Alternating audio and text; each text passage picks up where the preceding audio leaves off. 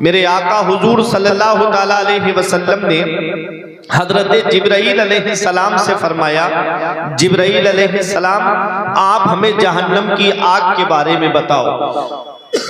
हजरत जिब्राईल अलैहिस्सलाम अर्ज करते हैं, या रसूल अल्लाह, अल्लाह रब्बुल इज्जत ने जहन्नम की आग को 1000 साल तक दहकाया। अल्लाह अल्लाह। तो वो सुर्ख हो गई। फिर 1000 साल तक उसे दहकाया तो वो सफेद हो गई। फिर 1000 साल तक उसे दहकाया तो वो काली हो गई। जहन्नम की आग काली है। मेरे आका हुजूर सल्लल्लाहु ताला अलैहि वसल्लम ने जब जहन्नम की आग के बारे में सुना तो यहाँ पहुंच करके मैं आपको ये बताऊं, जिब्राईल अलैहिस्सलाम मेरे आका हुजूर सल्लल्लाहु अलैहि वसल्लम की बारगाह में अर्ज कर रहे थे, या रसूल अल्लाह, जहन्नम के 7 तबके हैं। सबसे निचले तबके में मुनाफिकीन रहेंगे, उसके ऊपर वाले तबके में ये रहेंगे, उसके ऊपर वाले तबके में ये रहेंगे। तरतीब बताते हुए जिब्राईल अलैहिस्सलाम आ रहे थे। जब 7वें तबके पर जिब्राईल अलैहिस्सलाम आए तो आप खामोश हो जाते हैं। मेरे आका फरमाते, जिब्राईल बोलते क्यों नहीं? अब जिब्राईल अलैहिस्सलाम के लब नहीं खुलते हैं। मेरे आका फरमाते, जिब्राईल कुछ बोलो, आगे बोलते क्यों नहीं? क्या मेरी उम्मत को भी तुमने जहन्नम में देखा है? क्या मेरी उम्मत भी जहन्नम में जाएगी? आखिरी तबके में कौन रहेगा? 7वें तबके में। तब हजरत जिब्राईल अलैहिस्सलाम ने अर्ज किया, या रसूल अल्लाह, सबसे ऊपर वाले तबके में आपकी उम्मत के वो गुनाहगार रहेंगे जो बगैर तौबा किए हुए दुनिया से चले जाएंगे। अल्लाह अल्लाह। इतना सुनना था कि आका की आंखों में आंसू आ गए। मेरे आका रोने लगे। अल्लाह अकबर। मेरे आका की आंखों में आंसू। रोते थे मेरे आका रात में इस उम्मत के गम में। आज मेरे आका हुजूर सल्लल्लाहु अलैहि वसल्लम की उम्मत के नौजवान कोई गानों में मस्त हो गया, कोई फिल्मों में मस्त हो गया, कोई सियासत में मस्त हो गया, कोई दुनियावी खुराफात में मस्त हो गया। अल्लाह अकबर। हम भूल गए कि हमारे आका रातों में रोते थे इस उम्मत के गम में। आका रातों में आंसू बहाते थे इस उम्मत के गम में। अल्लाह अकबर। मेरे आका हुजूर सल्लल्लाहु ताला अलैहि वसल्लम जब इस दुनिया में तशरीफ लाए तब हम गुनाहगारों के लिए दुआ करते हुए तशरीफ लाए, मौला मेरी गुनाहगार उम्मत को बख्श दे। जब आका मिराज को तशरीफ ले गए तब भी आका हम गुनाहगारों को नहीं भूले। रब के कुर्बे खास में आका ने हम गुनाहगारों को याद रखा। और जब आका इस दुनिया ज़ाहिरी से तशरीफ ले गए, जब कब्र अनवर में उतारा गया तो मेरे आका के मुबारक लब हिल रहे थे, मेरे आका के मुबारक होंठ हिल रहे थे। सहाबी ने सोचा कि मेरे आका इस वक्त किसको याद कर रहे होंगे? हजरत उमर फारूक आजम या हजरत फजल बिन अब्बास, इन दोनों में से एक सहाबी कब्र अनवर के अंदर उतरे और कान लगा करके सुनते हैं और कहते हैं, इस वक्त मेरे नबी अपनी गुनाहगार उम्मत को याद कर रहे हैं। इस वक्त मेरे आका अपनी गुनाहगार उम्मत को याद फरमा रहे हैं। आला हजरत पुकार के कहते हैं, जो ना भूला आज तक हम गरीबों को रजा, जो ना भूला आज तक हम गरीबों को रजा, याद उसकी अपनी आदत कीजिए, कीजिए चर्चा उन्हीं का सुबह शाम, जाने काफिर पर कयामत कीजिए, गैस में जल जाए बेदीनों के दिल, या रसूल अल्लाह की कसरत कीजिए। नारे तकबीर, नारे रिसाला, मसलके आला हज़रत उलमाने मुस्तफ़ा फैज़ाने गाज़ी कॉन्फ्रेंस जश्न दस्तार हिफ्ज़ क़िरात। वाह वाह वाह, सुभान अल्लाह। ये जहन्नम की आग है, 3000 साल तक दहकाया गया है। अल्लाह अकबर। ये जहन्नम की आग बुझी कैसे है? डॉक्टर इकबाल ने कहा था कि तमाशा तो देखो कि दोज़ख की आतिश, लगाए खुदा और बुझाए मोहम्मद, ताज्जुब की चाहे के फिरदौस आला, बनाए खुदा और बसाए मोहम्मद। अल्लाह अकबर। ये तो समझ में आता है कि अल्लाह ने जहन्नम की आग को लगाया है। 1000 साल तक दहकाया, 2000 साल तक दहकाया, 3000 साल तक दहकाया। जब वो बिल्कुल काली हो गई, ये तो समझ में आ गया कि जहन्नम की आग को रब ने दहकाया है। अल्लाह रब्बुल इज्जत ने जहन्नम की आग को दहकाया है। मुस्तफा जाने रहमत ने इसको कैसे बुझाया है? मेरे नबी ने इसको कैसे बुझाया है? यही सवाल जहन में गर्दिश कर रहा था। यही सवाल अगर बड़े से बड़े साइंटिस्ट से पूछा गया, जरा ये बताओ कि अल्लाह ने जहन्नम की आग को लगाया है, मुस्तफा ने उसको कैसे बुझाया है? उसके पास भी जवाब नहीं मिला। बड़े से बड़े इंजीनियर से पूछा, जरा ये बताओ अल्लाह ने जहन्नम की आग को लगाया है, मेरे नबी ने उसे कैसे बुझाया है? उसके पास भी इसका जवाब नहीं मिला। मैं गर्दिश कर रहा था कि इसका जवाब कैसे मिलेगा, तो मेरे जहन में झंझोल करके कहा कहीं और जाने की जरूरत नहीं है, अरे बरेली शरीफ चल, इमामे इसको मोहब्बत की बारगाह में, आला हजरत की बारगाह में चलो और गुंबद रजा के साए में खड़े होकर के अर्ज करो कि आए मेरे इमाम। एक सवाल जहन में गर्दिश कर रहा है, ना तो डॉक्टरों ने जवाब दिया है, ना तो इंजीनियरों ने जवाब दिया है, ना तो प्रोफेसरों के पास इसका जवाब मिला है। सवाल ये है कि रब ने जहन्नम की आग को लगाया है, मुस्तफा जाने रहमत ने उस आग को कैसे बुझाया है? तो मेरे इमाम के गुंबद से आवाज आती है कि इसका जवाब मैंने तो कई साल पहले दे दिया है कि रब ने जहन्नम की आग को लगाया है, मुस्तफा ने जो उसे बुझाया है। तो इसका जवाब ये है कि अल्लाह क्या जहन्नम अब भी ना सर्द होगा, अल्लाह क्या जहन्नम अब भी ना सर्द होगा। रो रो के मुस्तफा ने दरिया बहा दिए। बेशक सुभान अल्लाह। नारे तकबीर, नारे रिसालत, मशरक़े आला हज़रत। क्या बात है, सुभान अल्लाह, सुभान अल्लाह। रो रो के मुस्तफा ने दरिया बहा दिए हैं। ऐ ईमान वालों, अपने आप को भी जहन्नम की आग से बचाओ और अपने घर वालों को भी जहन्नम की आग से बचाओ। अपने आप को जहन्नम की आग से बचाने का मतलब यह है कि शरीयत के मुकम्मल पाबंद बन जाओ, और घर वालों को जहन्नम की आग से बचाने का मतलब, तो एक हदीस पाक सुनो। मेरे आका इरशाद फरमाते हैं अद्दिबू औलादकुम अला सलासे खिसाल, अपनी औलाद को 3 बातें सिखाओ। हुब्बे नबीयकुम, उनके दिल में अपने नबी की मोहब्बत डाल दो। क्या डालो औलाद के दिल में? नबी की मोहब्बत। अब नबी की मोहब्बत क्या बच्चों को गाने सुनाने से पैदा होगी? क्या नबी की मोहब्बत उन्हें फिल्में दिखाने से पैदा होगी? अभी मैं देख रहा था यहाँ एक बच्चा छोटे से आईपैड कान गले में डाले हुए बैठा हुआ था।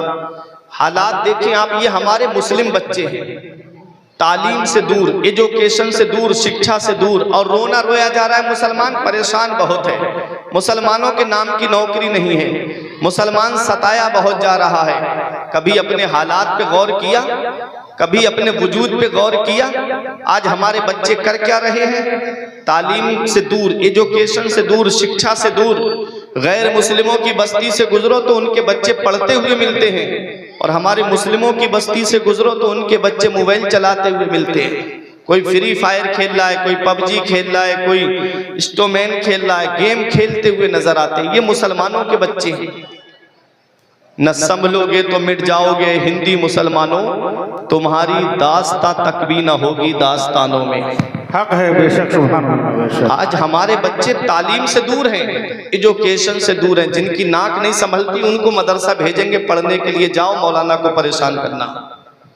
जो जिससे घर वाले परेशान है ना, उसको मदरसा भेजेंगे या मस्जिद में भेजेंगे कि जा बेटा जा करके मौलाना के पास पढ़ना, और जल्दी छुट्टी मत करना मौलाना साहब इसकी, ये शरारत बहुत करता है। ये हाल है आज हमारे। लेकिन अल्लाह के कलाम की बरकत देखो, जिसे तुमने नाकारा समझ करके मदरसा भेजा, चंद साल के बाद कुरान की बरकत देखो, वही हाफिज कुरान बन के मुसल्ले पे खड़ा हो जाता है। ये हमारे कुरान की शान है, ये हमारे मजहब की शान है, ये हमारे दीन की शान है। जिसे आदमी नाकारा समझता है, जिसे किसी लायक नहीं समझा जाता है, जो पूरे घर में सबसे बड़ा कुंद जहन होता है, उसे मदरसा भेजा जाता है। अल्लाह के कलाम की बरकत देखो, वही बच्चा हाफिज कुरान बनकर के मुसल्ला इमामत को संभालता है। अपने बच्चों को मदरसा भेजो, अपने बच्चों को दीनी तालीम से हमकिनार कराओ। मन अरादल इल्मा फअलैहि बिल कुरान, जो इल्म हासिल करने का इरादा करे उसे चाहिए कि वो पहले कुरान की तालीम हासिल करे। उसे चाहिए कि वो पहले एजुकेशन हासिल करना चाहता है तो पहले कुरान की तालीम हासिल करे। अगर बच्चे को कुरान नहीं पढ़ाया आपने और यूं ही बच्चा दुनिया से चला गया और उसका बाप भी दुनिया से चला गया, वो ना जायज और नाजायज में फर्क कर पाया, ना हलाल और हराम में फर्क कर पाया। कुरान की तालीम माँ बाप ने नहीं सिखाई चाहिए अपनी औलाद को, तो यही औलाद कयामत में अपने बाप को खींच के लाएगी रब की बारगाह में, कहेगी मौला मेरा बाप मुझे भूखा रखता ये गवारा था, मेरा बाप मुझे नंगा रखता ये गवारा था, इसने कुरान की तालीम नहीं सिखाई जिसकी वजह से मैं जायज और नाजायज हलाल और हराम में फर्क नहीं कर पाया, आज मैं अकेला जहन्नम नहीं जाऊंगा, अपने बाप को अपने साथ जहन्नम में लेकर जाऊंगा। बताओ, मकान औलाद के लिए बनाकर गए, बिल्डिंग औलाद के लिए बनाकर गए, दौलत औलाद के लिए जमा करके चले गए, कुरान नहीं पढ़ाया, वही औलाद जहन्नम में ले जाने का जरिया बन गई। काश इस औलाद को कुरान पढ़ाया होता, काश इस औलाद को मदरसा भेजा होता। मेरे अजीजों, मैंने इस दुनिया का जायजा लिया है कि वो बाप जिसने लाखों रुपये जिसकी तालीम पे खर्च किए, किसी को डॉक्टर बनाया, किसी को इंजीनियर बनाया, किसी को प्रोफेसर बनाया, जब बाप दुनिया से जाने वाला होता है तो वो बच्चे बैठ करके बाप का चेहरा तो देखते हैं लेकिन बाप के लिए ईसाले सवाब नहीं कर पाते हैं। और जिसके पास कुरान की तालीम होगी वो ना ईसाले सवाब करेगा, और जिसके पास कुरान की तालीम नहीं होगी वो क्या ईसाले सवाब करेगा। इसलिए मेरे अजीजों, मरने से पहले मरने की तैयारी कर लो। कब्रिस्तान ऐसे बूढ़ों से भरा पड़ा है जो कहते थे मौलाना कल से नमाज पढ़ने आएंगे, कब्रिस्तान ऐसे जवानों से भरा पड़ा है जो कहते थे कि हजरत फजर की नमाज से देखना हम नमाज पढ़ने के लिए आएंगे। जी के जी में रह गए, अरमान सारे चल बसे, कितने दौलत वाले आए, पैसे वाले आए और इस दुनिया से चले गए। आज उनका कोई नाम लेने वाला तक नहीं है। अपनी औलाद को आलिम बना के जाओ या हाफिज बना करके जाओ, कि जब दुनिया से जाओगे तो वो औलाद बंटवारे की लड़ाई नहीं करेगी बल्कि सरहाने बैठ करके कुरान की तिलावत करती हुई नजर आएगी। जिस औलाद को तुम कुरान और हदीस की तालीम सिखाओगे वही औलाद तुम्हारे लिए ईसाले सवाब करती हुई नजर आएगी। वरना बरसें गुजर जाती हैं, कोई उनकी कब्र पे जाकर के एक फूल रखने वाला नहीं है, कोई जाकर के कुरान की एक सूरत पढ़ करके ईसाले सवाब करने वाला नहीं है। ऐ मेरे अजीजों, आज जिस मदरसे से 5 बच्चे आप देखोगे जो हाफिज कुरान हुए हैं, कारी कुरान हुए हैं, याद रखो आज 5 बच्चे हैं। अगर आप लोगों का साथ रहा, ताउन रहा और आपने अपने बच्चे इस मदरसे में पढ़ने के लिए भेजे तो आने वाले वक्त में इसी मदरसे से 10-15 बच्चे भी हाफिज कुरान बनेंगे। कोई बड़ी बात नहीं है। इस बस्ती में जो मदरसा चल रहा है, याद रखो जहां कुरान पढ़ा जाता है वहां अल्लाह की रहमतें नाजिल होती हैं। हजरत उसैद बिन हुजैर रज़ी अल्लाह ताला अन्हु एक सहाबी हैं, आका की बारगाह में हाजिर हुए, अर्ज करते हैं या रसूल अल्लाह, मैं अपने घर में कुरान की तिलावत कर रहा था, मेरा घोड़ा बराबर में बंधा हुआ था, मेरा बच्चा पालने में लेटा हुआ था। आका जब मैं कुरान की तिलावत करूं मेरा घोड़ा बिदकना शुरू कर दे, जब मैं कुरान पढ़ूं घोड़ा बिदकना शुरू कर दे। मुझे डर लगा कहीं घोड़ा मेरे बच्चे को तकलीफ न पहुंचा दे, और जब मैंने कुरान की तिलावत बंद कर दी घोड़ा शांत हो गया, घोड़ा पुरसुकून हो गया। मैंने क्या देखा कि मेरे मकान की छत से नूर आसमान की तरफ जा रहा था। या रसूल अल्लाह, मामला समझ में नहीं आया।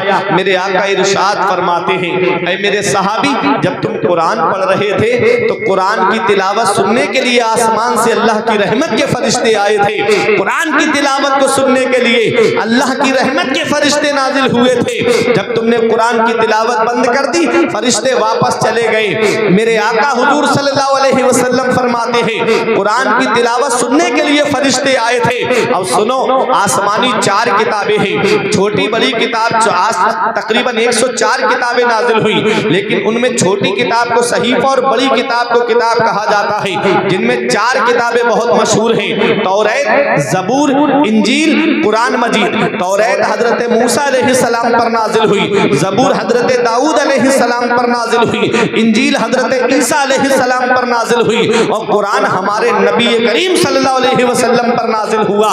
दाऊद अलैहिस्सलाम पर जो किताब नाजिल हुई थी, हजरत दाऊद अलैहिस्सलाम पर ज़बूर नाजिल हुई थी। और ज़बूर की खासियत ये थी कि जब दाऊद अलैहिस्सलाम ज़बूर की तिलावत करते दरिया का पानी रुक जाता, परिंदे बैठ करके तिलावत को सुना करते थे, हवाएं रुक जाती थी, अल्लाह अकबर, जानवर आकर के ज़बूर की तिलावत को सुना करते थे, मछलियां बाहर आकर के ज़बूर की तिलावत को सुना करती थी, परिंदे पेड़ों पर बैठ करके ज़बूर की तिलावत को सुना करते थे। जब हजरत दाऊद अलैहिस्सलाम ज़बूर की तिलावत करते थे तो दरख्त झुक जाते थे। ये ज़बूर की शान है कि जब हजरत दाऊद अलैहिस्सलाम ज़बूर की तिलावत करे तो जानवर आकर के तिलावत को सुने, ज़बूर की जब तिलावत हो परिंदे आकर तिलावत को सुने, मगर वह मेरे कुरान तेरी अजमत का कोई जवाब नहीं है, तेरी शान का कोई जवाब नहीं है, तेरी बुलंदी का कोई जवाब नहीं है, तेरे मकाम सुरैया का कोई जवाब नहीं है। जब ज़बूर पढ़ी जाती है तो जंगल के जानवर आकर के तिलावत सुनते हैं, चरिंद परिंद आकर के तिलावत सुनते हैं, वहूश व तुयूर आकर के तिलावत को सुनते हैं। और जब कुरान पढ़ा जाता है तो अल्लाह की रहमत के फरिश्ते आकर के सुना करते हैं, अल्लाह की रहमत के फरिश्ते सुना करते हैं। नारे तकबीर, नारे रिसालत, मसलके आला हज़रत, फैज़ाने कुरान, एजाज़े कुरान, शाने कुरान। वाह वाह वाह। जब आपकी बस्ती में कुरान पढ़ा जाएगा तो अल्लाह की रहमत के फरिश्ते आएंगे कि नहीं आएंगे? जब जब मदरसे में कुरान पढ़ा जाएगा अल्लाह की रहमत के फरिश्ते सुनने के लिए आएंगे। जब जब कुरान की तिलावत होगी अल्लाह की रहमत के फरिश्ते कुरान की तिलावत को सुनने के लिए आएंगे। सुनो, कुछ गुनाह ऐसे होते हैं जब अय्याशियां ज्यादा होने लगती है, जब मक्कारियां ज्यादा होने लगती है, जब जिनाकारी आम हो जाती है, जब शराब नोशी आम हो जाती है, जब एक दूसरे को सताना आम हो जाता है, जब एक दूसरे की जमीन पर नाजायज कब्जा करना आम हो जाता है, अल्लाह रब्बुल इज्जत फरिश्तों को हुक्म देता है, फरिश्तों जाओ इस बस्ती को तबाह कर दो, यहाँ पर गुनाह आम हो गए हैं, यहाँ पर अय्याशी और मक्कारी ज्यादा हो रही है, जाओ फरिश्तों इस बस्ती को तबाह कर दो। फरिश्ते जब अजाब देने के लिए आ रहे होते हैं, सुबह सुबह को छोटे छोटे बच्चे, कोई सीने से कायदा बगदादी लगाए मदरसे जा रहा है, कोई यस्सरना कुरान लगा करके मदरसे जा रहा है, कोई छोटा सा बच्चा कुरान पाक का पारा सीने से लगा करके मदरसा पढ़ने के लिए जा रहा है। रब फरमाता है फरिश्तों वापस आ जाओ। फरिश्ते अर्ज करते हैं मौला वापस क्यों बुलाया? रब फरमाता है मेरी रहमत को यह गवारा नहीं है कि जहां मेरा कलाम पढ़ा जाए मैं उस बस्ती में अज़ाब नाज़िल करूं। क्या बात है, वाह वाह वाह वाह। जरा सोचो, ये छोटे छोटे बच्चों की वजह से अज़ाब उठा लिया जाता है। आदमी सोचता है ना बहुत गुनाह हो रहे हैं, किसी उस पे कोई अजाब नहीं आ रहा है, छोटे छोटे बच्चों की वजह से मेरा रब अजाब उठा लेता है। छोटे छोटे बच्चे जो कोई पहला पारा, कोई दूसरा पारा, कोई यस्सरनल कुरान, कोई कायदा बगदादी सीने से लगा के मदरसे की तरफ जाते हैं। ये मदरसे तुम्हारी ज़रूरतों का नाम है, ये मदरसे तुम्हारी उमंगों का नाम है। जिस दिन ये मदरसे बंद हो गए ना, आज आदमी सोचता है मदरसों से फ़ायदा क्या है। मदरसों से अब कोई फ़ायदा नहीं है। एक प्रोफेसर साहब मुझे मिले, फुरकान भाई, बोले कि हजरत मेरी समझ से मदरसे बंद कर देने चाहिए। तारीफ भाई बहुत बड़ी बात बोली, बोले मेरी समझ से मदरसे बंद कर देना चाहिए। मैंने कहा तुम्हें मरना नहीं है? बोले ये कोई बात हुई, मरना नहीं है, ना चाहेंगे तब भी मर जाएंगे जब मौत आएगी। तो हमने कहा तो कल किसी मशहूर अखबार में इश्तिहार दे देते हैं कि फला प्रोफेसर साहब का जब देहांत हो जाए, जब मर जाएं तो उनकी नमाज जनाजा कोई मदरसे का पढ़ा हुआ न पढ़ाए, बल्कि उनको चंद लकड़ियों में डाल करके। क्या बात है, क्या बात है। आंखें चढ़ा के मुझसे बोले, क्योंकि मौलाना तो कमजोर की जोरू नजर आता है ना, जो आया वो छेड़ के चला गया, जो आया मौलाना को सुना के चला गया। जिसकी घर में मुर्गी मुर्गे नहीं सुनते उसकी मौलाना सुनता है बेचारे की, है? जिसकी घर में उसकी बीबी कहना नहीं मानती वो मौलाना पे आके हुक्म जमाता है। जिसकी घर में उसकी औलाद नहीं सुन रही है वो आकर के मदरसे के आलिमों पे अपना हुक्म जमा रहा है। मौलाना को आंखें दिखा के कहता मौलाना बहुत रोटी लग गई है। हम भी कह सकते थे हमें रोटी लग गई तो तुमको क्या चावल लग गए, लेकिन नहीं कहा। उसने कहा मौलाना मेरी समझ से मदरसे बंद कर देने चाहिए। मैंने कहा ये मत कहो मदरसे बंद कर देने चाहिए। बोले फिर? मैंने कहा गैर तो कह ही रहे हैं कि मदरसे बंद कर देना चाहिए, अब तुम भी कहने लगे मदरसे बंद कर देना चाहिए। मैंने कहा ये मत कहो मदरसे बंद कर देना चाहिए, बल्कि ये कहो कि इन मदरसों की तालीम और आला कर देनी चाहिए। जहां यहाँ हाफिज़े कुरान बनाया जाता है, जहां आलिमे दीन बनाया जाता है, जहां कारी कुरान बनाया जाता है, वहीं ऐसी तालीम आला कर दो कि यहीं से डॉक्टर की डिग्री भी अता फरमाओ, यहीं से इंजीनियर की डिग्री भी दो, यहीं से प्रोफेसर की डिग्री दो। जब मदरसे आला हो जाएंगे तो तुम दुनिया की नजरों से नजरें मिला करके बात करोगे और यही कहोगे कि बख्शिश की राह मोमिनो आसान बना लो, अपने लिए निजात का सामान बना लो। दुनिया की किताबों पे नजर बाद में रखना, बच्चों को पहले हाफिज़े कुरान बनाना। नारे तकबीर, नारे रिसालत,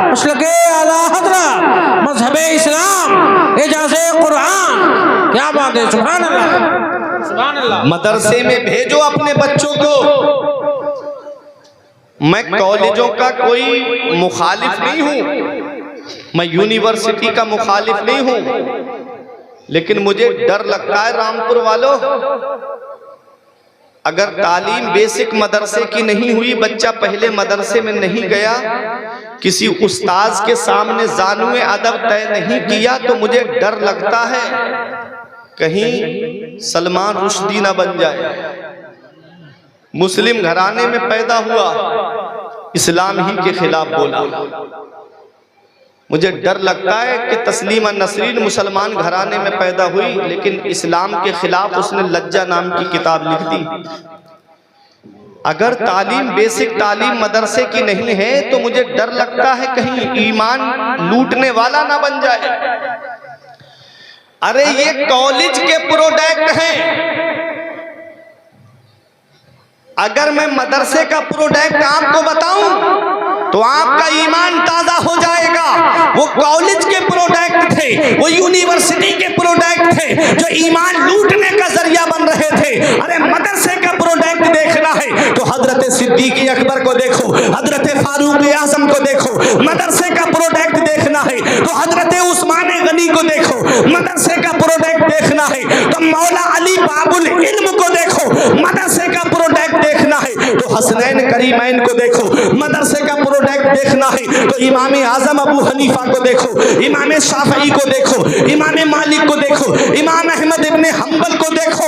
अरे बगदाद के गौसे आजम को देखो। अरे मदरसे का प्रोडक्ट देखना है तो अजमेर के गरीब नवाज को देखो। मदरसे का प्रोडक्ट देखना है तो कलियर के चांद को देखो। मदरसे का प्रोडक्ट देखना है तो बहराइच के गाजी पाक को देखो। अरे मदरसे का प्रोडक्ट देखना है तो बरेली के इमाम अहमद रजा खान को देखो। वाह वाह